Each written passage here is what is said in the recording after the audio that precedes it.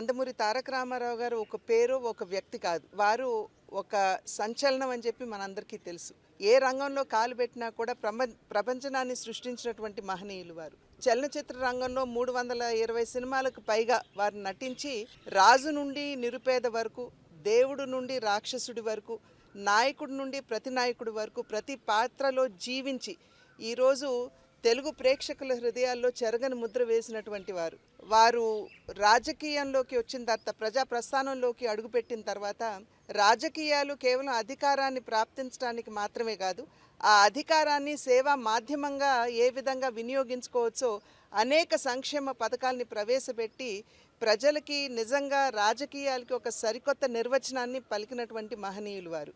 ఈనాడు వారు చిరస్మరణీయులుగా ప్రతి ఒక్కరి తెలుగు హృదయాల్లో ఉన్నారు అని అంటే తెలుగు వారికి ఒక ప్రత్యేక భాష, ఒక ప్రత్యేక చరిత్ర ఉన్నది, వారికి ఒక ప్రత్యేకమైనటువంటి ఉనికి ఉన్నది అని చెప్పి ప్రపంచానికి చాటినటువంటి నేపథ్యంలో ఈరోజు తెలుగు వారందరి హృదయాల్లో కూడా చిరస్మరణీయులుగా వారు నిలిచి ఉన్నారు.